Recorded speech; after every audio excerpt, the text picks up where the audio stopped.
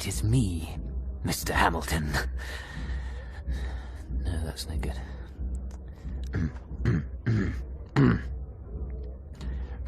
At last, Mr. Hamilton. That's too much. Right. So, Hamilton, we meet. Wormwood! Uncle. What are you doing? I'm, that's to say, I was just, sort of practicing. Practicing what? Well, I was thinking, you see, that I might make an appearance. An appearance? To John Hamilton, in a dream, perhaps, or in the shadows. Why? Well, to nudge him along. I thought if he saw me, then he'd... What, Wormwood?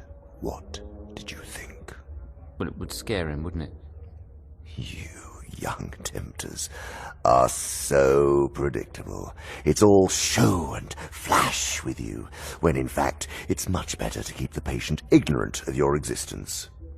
Why, if I may ask? Well, for one thing, that question, at least for the present phase of the struggle, has been answered for us by the High Command.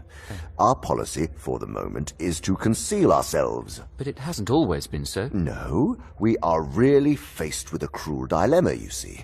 When the humans disbelieve in our existence, we lose all the pleasing results of direct terrorism. And we cannot make them magicians.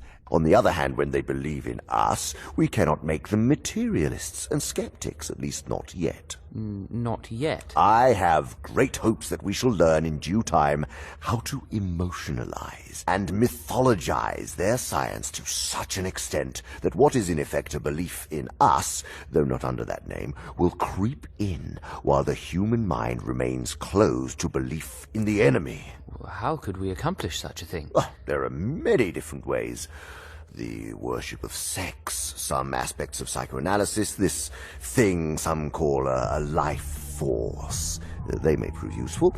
If once we can produce our perfect work, the materialist magician, the man not using but veritably worshipping what he vaguely calls forces, while denying the existence of spirits, then the end of the war will be in sight. Oh, wondrous day.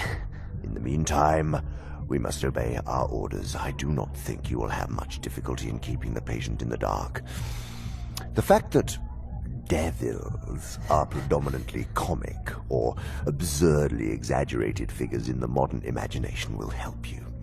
If any faint suspicion of your existence begins to arise in his mind, suggest to him a picture of something in red tights.